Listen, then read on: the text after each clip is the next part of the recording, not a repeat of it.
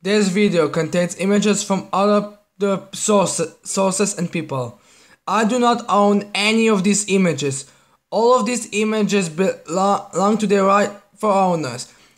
The only purpose in this video is to be more visual aids instead of me drawing something. So anyways, one of the images I feel like I should point out is anonymous, is from Fear and then net. And there's another from Disney. In case if I'm wrong about the owners, I'm apologizing. Just consider this one of the flaws. Like seriously, I actually have an O in the problems. I think we can agree that I'm not exactly the best in this type of stuff. Anyways, on with this video. Hello, Peter, where are you? Hello. Oh yeah. This is what I'm telling you, Jiro. What are you doing? You know what? Forget about that. Alright, Crystal, what are you doing here? I was here to give you an idea for a video you could have done. Oh yeah, what is this video I could have done? Solo, a Star Wars story. That video, that's a movie you could be reviewing. Alright, thank you for that. Yeah, that's great. And it could possibly be a good advertisement. Was that Jiro from My Hero Academia? Yes. How did you get her? My dear, I have teleportation, stop the movements, and basically every godly fucking ability you could wish for. I think I can sneak into a school, I can sneak into a tournament, immobilizing her body, whipping her, and forcing her to have sex with me. Alright? Alright. So, Solo the Star Wars story.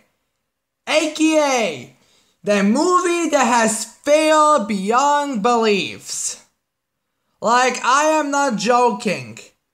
This movie fails in every way. The story might be decent, but the way it was presented was just The characters fail. The reason for existence fail. Like, fails are unbelievable. I mean, granted, it doesn't have as big of fails as The Last Jedi. But considering the fact The Last Jedi was just setting up the fails and this is the main failure, I think we can agree that it's all because of The Last Jedi why it fails so badly. So, besides its incredible fails, I feel like we should start discussing the characters.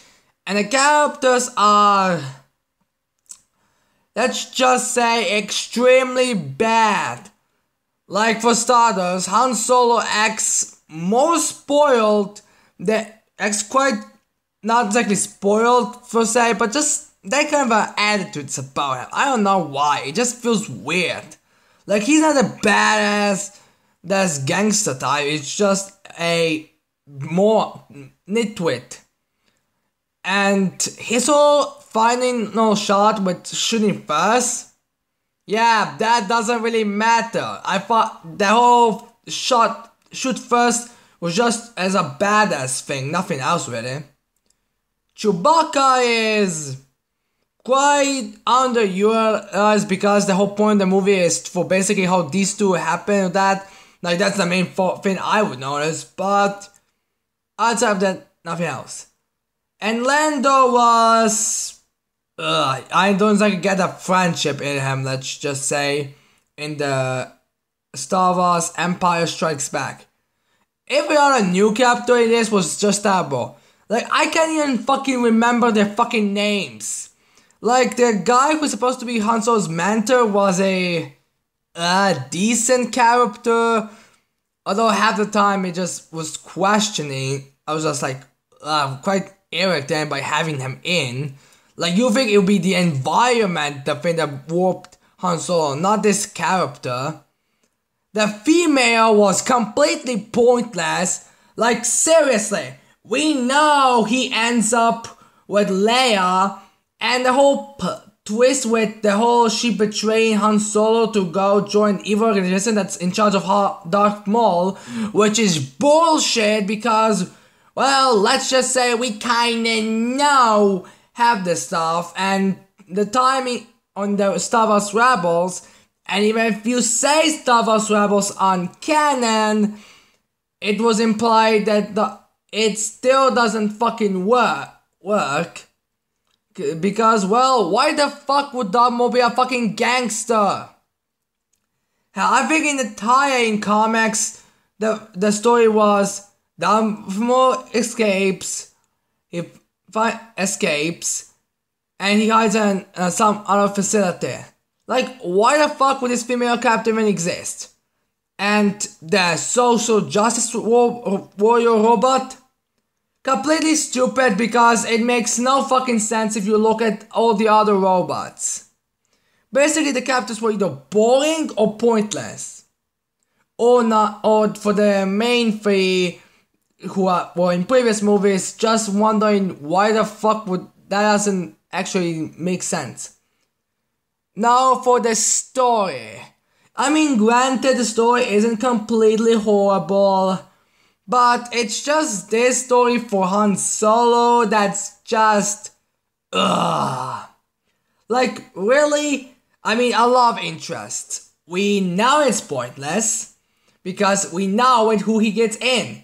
I mean, people aren't going to forget The Force Awakens, because of the fact that it seems to be like the only widely liked Star Wars movie since the Disney took over, and it was just stupid thing to add, as well as some other fucking as far as, and the main villain, one of the villains, I have no idea, the gangster overlord, made no fucking sense, and at the end of the movie he was just like a freaking nitwit, as well as the pirates, which make no fucking sense.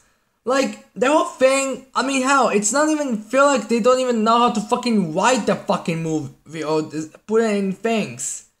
Like, in the beginning, okay, the romance.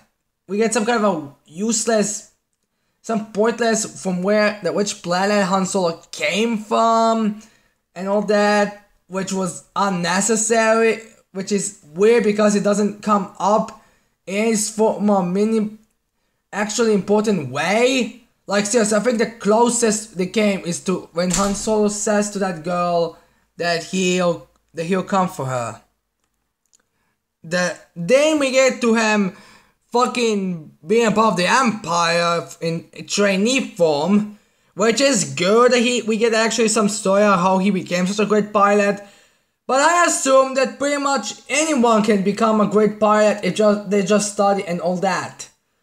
Well, except if you are Mary Sue like Rey, who fucking knows everything about ships that she shouldn't know anyways, and just gets someone as the expert just because, why not? Like, seriously, I don't think Han actually needed to become part of the Empire to get that, but still, that's just a mile of flaw in the movie.